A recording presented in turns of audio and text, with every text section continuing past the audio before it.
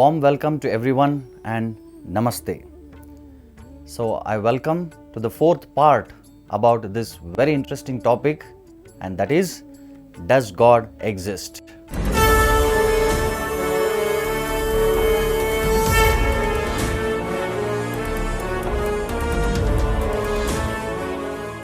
So in the last session we were discussing about three causes. For anything we do, there is immediate cause, and there is remote cause, and finally there is ultimate cause. And we gave the example or analogy about the train.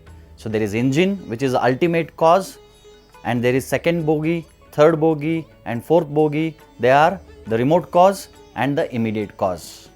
Now Vedanta Sutra. What is Vedanta Sutra? Vedanta means the end of Vedas. The Veda, Vidwan, Vidvat, all these words come from the root word called Vid Dhatu. Vid or Veda means knowledge. It is a magnum opus of knowledge available in our great India. So the Vedanta Sutra begins with this sutra. And what is it? Janmadhyasya yataha, meaning Janma Adi, what is the original source of everything, and that is God. So the Vedanta Sutra begins with this aphorism which everyone should try to understand in their life. Also, Brahmaji, all of us we know Brahma, who is the creator of this creation, he in his Brahma Samhita has given a beautiful definition of God. I call it as a definition of God. What is it?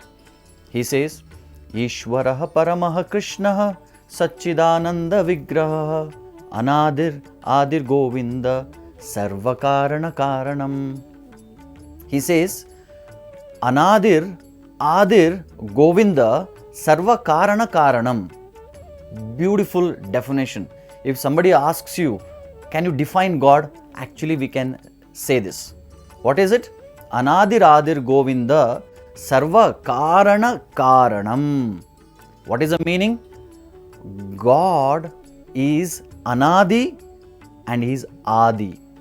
What is the meaning of Adi? It is a starting point. For anything which begins, it has a starting point. And God is a starting point of everything. And what is Anadi? So people, whenever I speak about these concepts, many people, many intellectuals, they ask this question. You want to know? They ask, sir, you speak about God, very interesting, very nice. We also believe to some extent God does exist. And God created all these things. This also we accept it. But our question still remains unanswered. And what is it? They say, if God created everything, who created God? That is a beautiful question they ask. If God created everything, who created God? So the answer, Brahmaji is actually saying, God is the beginning of everything and He has no beginning. That is the answer. So who created God? None. If somebody creates God, that means they are more powerful than God. Then they become God. So nobody can create God, or God is not created. Why? Because He is the origin. He is the beginning. He is the Adi and He is also Anadi, meaning He has no beginning. Hope you find this answer quite reasonable. So God created everything. Who created God? Nobody, because God is the beginning and God has no beginning. That is the point. Still, it is possible to empirically prove that we are living in a universe, but in a universal government. So there is universe and there is a universal government, which I call it as. Now let us see something interesting here. So we have government wherever we are living, whether it is India, China, Japan, America. So whichever country you live in that country there are laws and there are systems. So similarly, the same system is also available in the universal government. What are those things? Like for example, health ministry or law and order. So there are law and order in this country, in this government. Similarly, there are law and order in the universal government. And what are the laws and order in the universal government of God? So I'm just trying to give a comparison between our government and the universal government. In our government, the Prime Minister is the head. He is a controller. And in the universal government, God is the head and He is a controller. Now there is a department called law and order. So whoever commits mistake, they will be punished. So similarly, in the universal government also, there is a law and order. For example, if somebody is smoking, drinking, having some illicit connections, so they also have to suffer. There is a law and order. If you break the law made by God, then you have to suffer. So all of us, we are aware that on the smoking pack of a cigarette pack, there is a point written. It is very injurious to health. But still people smoke and they have to struggle. They have to pay the price for it. So my point is here, there is a law and order in our government and there is law and order in the universal government also. So then there is supplying of food. So our government, they supply, they get food grains, fruits, vegetables and they sell it in the market. So similarly, in the universal government, there is a facility that you just sow a seed, it becomes tree and you get your food, grains, everything. And then there is water supply, right? We have, I am from Bangalore and we have a water supply board called BWSSB, Bangalore Water Supply Board. So similarly, there is a water supply even in the universal government. How? In the form of rain. And we all have studied how the ocean water, which is salty, which is not drinkable, and goes to the sky, becomes cloud, the water vapors, and those vapors get purified and we get water which is pure water, not salty water like in the ocean. And the water supply board is also there in the universal government. So then there is a ministry of social welfare. They supply food, grains, everything, and the same thing in the universal government also through nature. So nature gives all these things. Then there is a ministry of energy, right? Electricity board. The electricity board helps us to get lights. Similarly, the universal government gives sun and moon.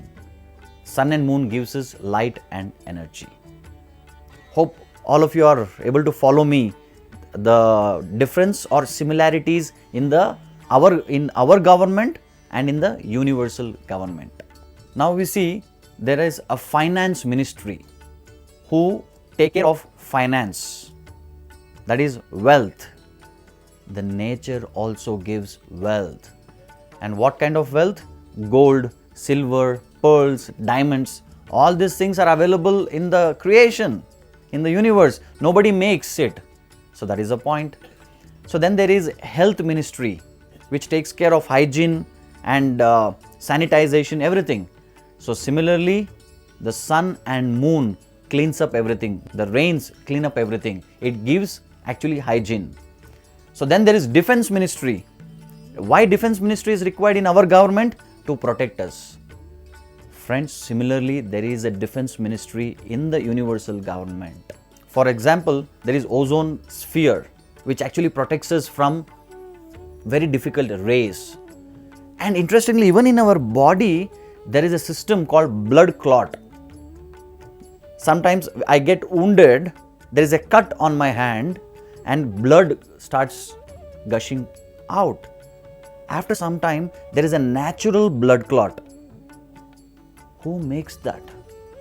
Friends, just imagine if there was no system called blood clotting system, the first cut in our life will be the last day of our life also. Meaning, one cut on our body, all the blood will just flow out and we will die. But that system, that protection system is also taken care by this universal government. Now, a small quiz question to all of you. So, what lessons did we learn making the comparison between the government, our government, and in the universal government?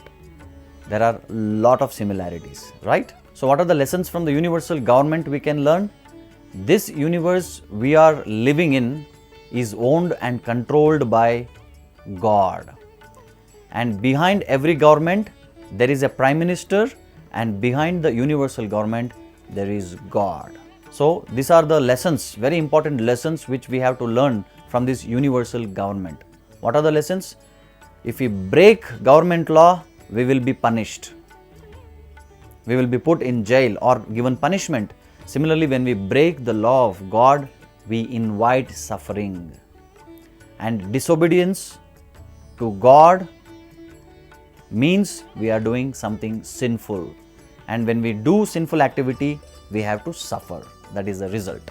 Now, the question, after hearing all these things, there are so many proofs we can give. But after hearing these three proofs, we can actually understand this. Did everything start from a big bang, boom?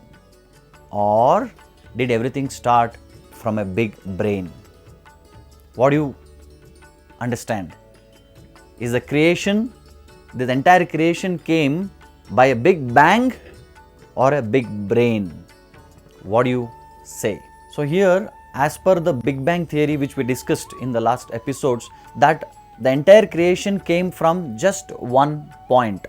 There was one single point, bang. It was actually, there was a big bang, and from that big bang came this beautiful creation which is so systematic and organized.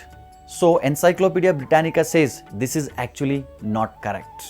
So then the first step in finding out solution is to recognize the master of this universal government, and that is God. So here a small child is asking his father, Papa, do you think this small point and this small point is a cause of this entire creation? I don't think it is so. So then the father says, son, definitely you are right. So this small point actually cannot create this entire creation. It is God who created this entire creation. Even many scientists accept this philosophy that beyond science there is faith.